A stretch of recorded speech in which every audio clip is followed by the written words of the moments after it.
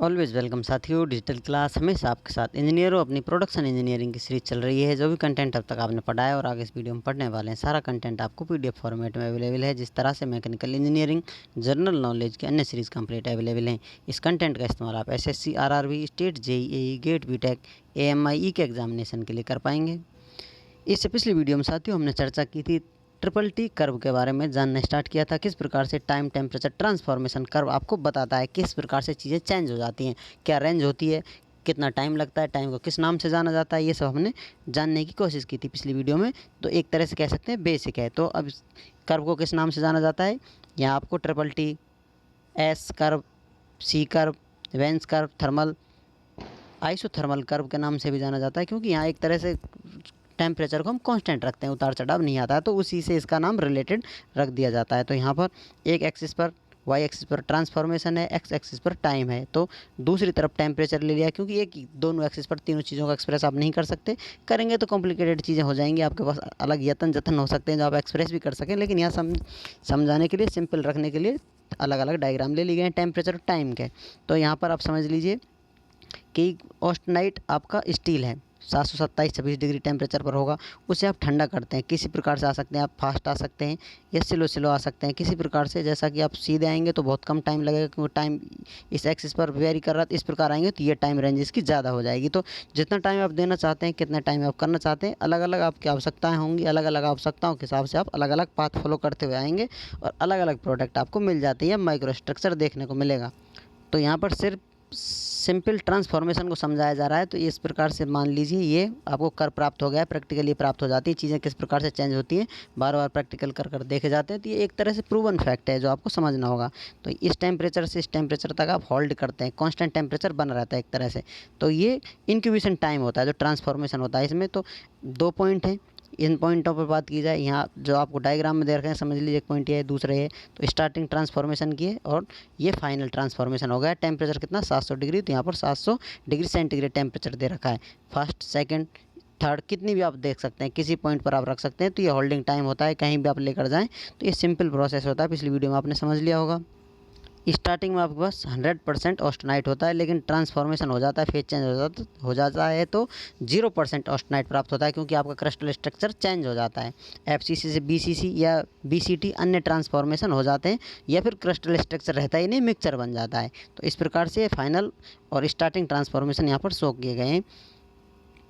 इसमें से आई भी, ये क्या है, incubation period first, incubation period second. ये इंक्यूबेशन पीरियड है जितना टाइम लगता है। ये पिछली वीडियो में आपने जान लिया था इंक्यूबेशन पीरियड क्या होता है। यहाँ पर ट्रांसफॉर्मेशन की बात की जा रही है। अब डायरेक्ट बात कर लेते हैं साथियों अपन टेम्परेचर और यहाँ पर टाइम है। अब ये कर्व है, समझ लीजिए अब तक इतना दिखाई दे रहा था आपको इस सी कर्व के नाम से, या फिर इसे और एक्सटेंड किया जाए तो इस प्रकार से कर्व बनता है, एक तरह से एस कर्व बन जाता है।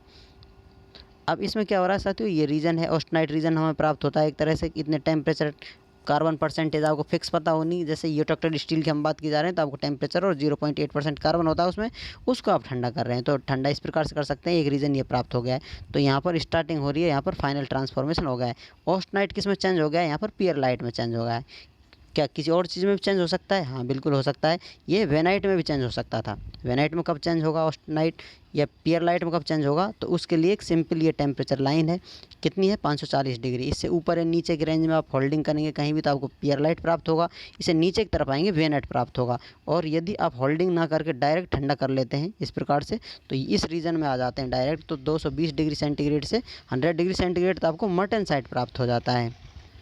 अब इन लाइनों को आप क्वेंचिंग कहेंगे, एक तरह से कूलिंग रेट कहेंगे। किस प्रकार से कूलिंग रेट है, स्लो है, फास्ट है, वो आपको बता दिया है।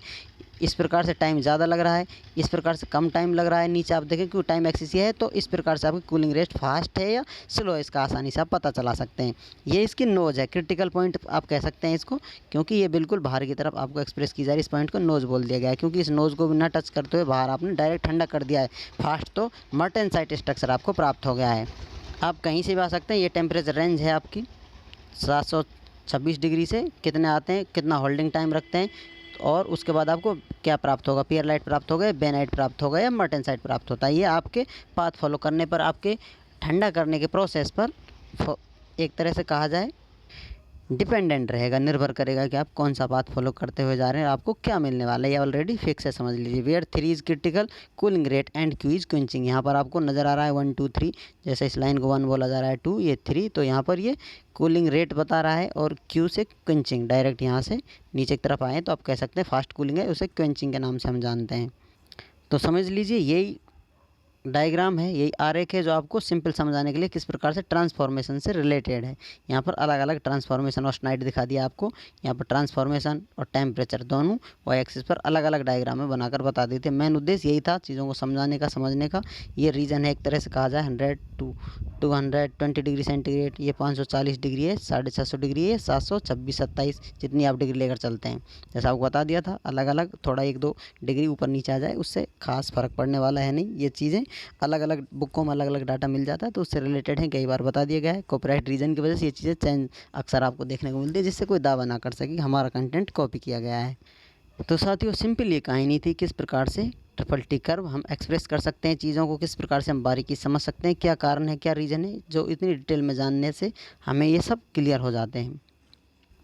चीज़ों को बारीकी से समझने के लिए, क्या बदलाव हो रहे हैं समझने के लिए, अंडरस्टैंडिंग के लिए, किस किस किस चीज़ का किस प्रकार से इस्तेमाल किया जा सकता है, या फिर क्या नॉलेज है जो और भी एक्स्ट्रा ली जा सकती है या फिर किसी को दी जा सकती है समाज को बेहतर बनाने के लिए, उससे रिलेटेड आप समझ सकते हैं कितनी बारीकी से चीज़ें की जाती हैं। कहीं भी आप करनी पड़े तो इन चीज़ों का आपका पता होना चाहिए। इस प्रकार से चीज़ों का बिहेवियर देखने को मिलता है। उम्मीद करते हैं विद्वानों, वीडियो में दी गई अब तक की जानकारी आपको अच्छे से समझ में आई होगी। अभी भी आपका कोई कन्फ्यूजन है तो आप हमसे कमेंट कर पूछ सकते हैं। साथियों, आप चाहें तो कॉन्टैक्ट कर सकते हैं। कॉन्टैक्ट लिंक आपको वीडियो डिस्क्रिप्शन में मिल जाएगा। वीडियो को अंत तक देखने के लिए, चैनल को सपोर्ट करने के लिए आपका दिल की गहराइयों से बहुत बहुत धन्यवाद। मिलते हैं नेक्स्ट वीडियो में, तब तक पढ़ते रहिए, व्यस्त रहिए, मस्त रहिए। जय हिंद, वंदे मातरम।